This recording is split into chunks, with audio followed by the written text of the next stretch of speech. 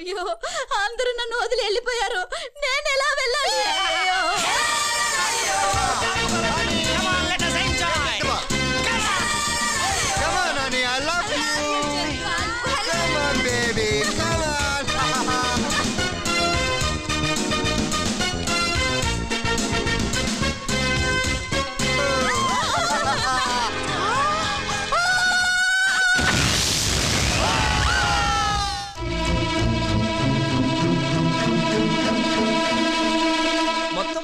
అంతా వెతికి కుంటిది ఎక్కడ కనపట్టలేదు. అయిపోయాను బావా, ఈ దెబ్బతో మా పోలీస్ అత్త నన్ను లాకప్ లేసి కొల్లబడటం ఖాయం.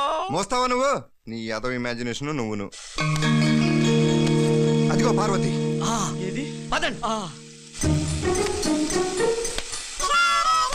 ఎలాగైనా సరే దీన్ని కాకాపట్టి మన కాపురాలు నిలబెట్టుకోవాలి. Parvati is a good girl. ఎక్కడ చూసినా అక్కడే మర్చిపోతుంది కదా పార్వతి.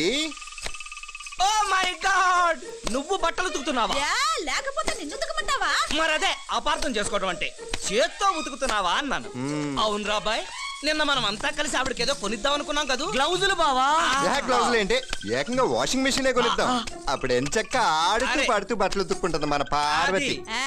వాషింగ్ మెషిన్ కొనిపెట్టి మీ తప్పుడు పనులు కప్పెడదాం అనుకుంటున్నారా? అదే పార్వతి, నువ్వు మా దేవతవి, వరాలు ఇవ్వాలే గాని ఇలా వార్నింగ్లు ఇవ్వకూడదు. దయచేసి జరిగిన విషయం మా లక్ష్మికి చెప్పకే. అలా చురుక్కుని చూడకు పార్వతి, నీలో ఓ ఆర్తి అగ్రవాలు, ఓ గజాలా ఉన్నారంటగా. అలా అని ఏ ఎదవ చెప్పాడు? మా ప్రీకోసరాడు కెమెరామెను ఆ ఎదవా. అందుకేనా మొన్న వచ్చినప్పుడు ఆ దొంగ సచ్చినోడు కళ్ళ చిదంబరంలా నాకేసి మిట్టకరించి చూశాడు. ఈసారి రాణి నలిపేస్తా. పంజయ్, నాకు వాడి శనుద్రి పద్ది. ముందు మీ విషయాన్ని వదిలించాలి. మీ పిల్లలతో ఈ విషయం అర్జెంట్ గా చెప్పాలి. పార్వతి, దయచేసి ఆ పని మాత్రం చేయకు ప్లీజ్. నువ్వు ఆగరా. ఇదిగో ఇదే నీకు ఆఖరి బేరం. ఈ డబ్బు తీసుకుని చూసింది మర్చిపో. ఏంటి? ఈ డబ్బులు తీసుకుని మీ పిల్లలకి, మీ బంగారం లాంటి పిల్లలకి అన్యాయం చేయమంటారా? మిమ్మల్ని ఏంటే తెగ రెచ్చిపోతున్నావు? మా ఇళ్లలో పనిచేస్తూ మేం పడేసే ఎంగిలి మెతుకులు తినే కుక్కవి. అవును, మెతుకులు పడేస్తే తింటాను, దొంగలు పడితే మొరుగుతాను. అంతేగాని డబ్బులకు కకుర్తి పడి నిజాన్ని కోతిలా కప్పట్లేను. మీ ఇంటి ఉప్పు తిని బతుకుతున్నాను. ఆ ఉప్పు విలువ మీకే తెలుసు. ఉప్పు విలువ తెలీదా? టాటా 5, అన్నపూర్ణ 4, సన్ఫ్లవర్ ఆయిల్ 50 రూపాయలు. నీ అబ్బా, టైటానిక్ లెవెల్లో కొంపలు మునిగిపోతా ఉంటే చెత్త జోకులు నువ్వు. మనం వెంటనే లక్షోత్తర నోము చేసి మన కుటుంబాల మీద పడ్డ దిష్టి పోగొట్టుకోవాలి. మనం పెద్ద గండ నుంచి బయటపడ్డాం. మన తాళి కట్టింది కాబట్టి మన భర్తలు హోటల్కి రాలేదు.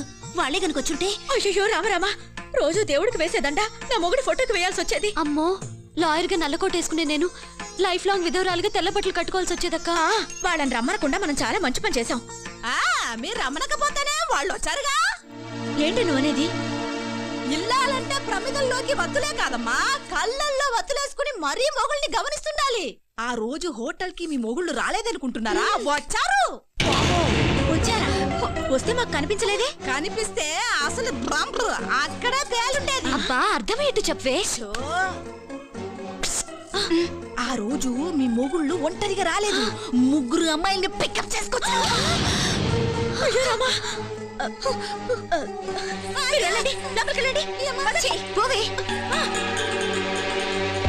పార్వతి, ఇలారా. ఏమన్నా మతుండ మాట్లాడుతున్నావా? మా ఆయన అలాంటి వారు కాదు. మా ఆయన అంతే. మా ఆయన అంతే. నేను చెప్పేది వినండి. వాళ్ళతో మీరు ఎన్నేళ్ళ నుంచి కాపురం చేస్తున్నారో అన్నేళ్ళ నుంచి వాళ్ళు నాకు తెలుసు. మీ వాళ్ళు ముగ్గురు అమ్మాయిలతో జల్సా చేయడం నా కళ్ళారా చూశాను. నిన్ను నా మొగుడు నా దగ్గర రావడానికి భయపడతాడు, ఇంకో దాంతో జల్సా చేస్తున్నాడంటే నమ్మమంటావా? గాలి వార్త అని చెప్పవే. అది గాలి వార్త కాదమ్మా, మీ మొగుళ్ళే ఒట్టి గాలోళ్ళు. నేనేం చేసిన పాపం లేదు. ఇంకొకసారి వాళ్ళ గురించి ఏమన్నా అన్నా అంటే ఊరుకునేది లేదు. కర్ణుడికి కవచ కుండలాలు పుట్టుకతో వస్తే మనకి పెళ్ళాలతో పాటు వచ్చాయి. మనల్ని వేరే లెవెల్లో కవర్ చేస్తుంటే ఇంకా మనకి తిరిగే ఉంది. ముందు నువ్వు రంగప్రవేశం చేయి. ఇంకోసారి మాట్లాడమంటే లక్ష్మి, లక్ష్మి, నన్ను ముట్టుకోవద్దు లక్ష్మి, నన్ను ముట్టుకోవద్దు. స్కూటర్ లో వస్తుంటే దారిలో షకీలా పోస్టర్ చూశాను. ఆహా, ఎంత బాగుందో అనుకున్నాను. నేను తప్పు చేశా కదా లక్ష్మి, దీనికి ద్రోహం చేసినట్టే కదా లక్ష్మి. మీరు చెప్పండి. ఇంకేం చెప్పంటావు లక్ష్మి, నేను మైలు పడిపోయాను లక్ష్మి. అర్జెంట్ గా బకెట్ నీళ్ళు పోసుకుంటే గానీ నేను మామూలు మనిషి కాలేను లక్ష్మి. అయ్యో బంగారు కొండ కదా? చూడవే ఇంత మంచి మనిషి మీద నీలపు నిందలేస్తావా నీ నాన్న కోసయ్యా. ఏంటి బావా? ఐడియా.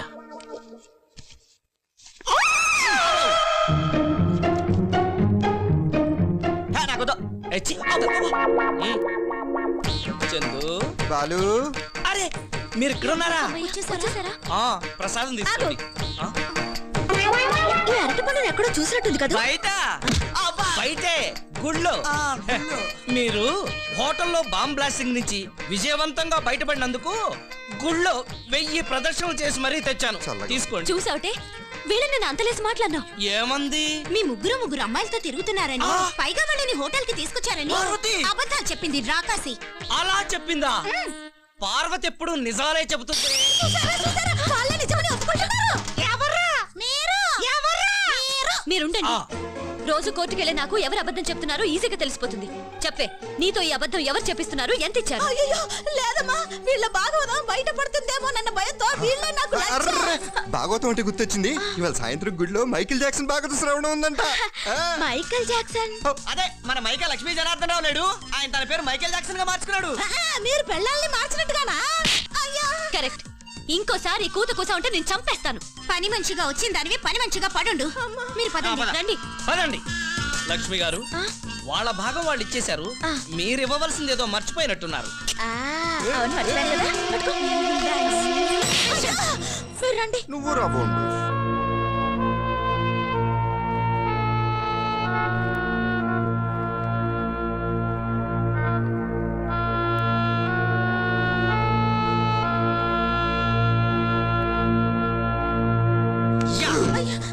ఎంచక్క డబ్బులు ఇస్తామంటే తీసుకోకుండా ఉప్పు తిన్నానంటూ చెప్పు దెబ్బలు తినొచ్చింది బావా. పాపం పార్వతి. ఎలా ఉంది మా పెళ్ళాల దెబ్బ? రోజు తింటున్నారుగా మీకే తెలియాలి. పచ్చ కళ్ళజోళ్ళు పెట్టి గేదెలు నమ్మించినంత తేలిక కాదు పార్వతి మా పెళ్ళాలను నమ్మించటం. ఈ పార్వతే కాదు, ఆ పరమశివుడు పార్వతే డైరెక్ట్ గా వచ్చి చెప్పినా సరే మన పెళ్ళాలు నమ్మరు. ఇప్పటికైనా మించిపోయిందేం లేదు. ఓ 10,000 తీసుకుని మా పార్టీలోకి జంప్ అయిపో. ఏంటి మిడిసి పడుతున్నారు? ఈ ప్రపంచంలో ఎలిసిపోని చీర లేదు, సందేహపడని ఆడది లేదు. సూపర్ డైలాగ్ బావా. ఏ నాటకాలు ఆడుతున్నారా? ఆ అమ్మాయికి ఆడవాళ్ళని మోసం చేస్తుంటే చూస్తూ ఊరుకుంటాననుకుంటున్నారా? ఇదిగో ఏదో ఒక రోజు మీ పిల్లాలికి మీ దొంగ సెటప్ల్ని చూపించి దెబ్బకి దెబ్బ తీయకపోతే నా పేరు ఫిట్టింగ్ పార్వతి కాదు, మరి కట్టింగ్ పార్వతి.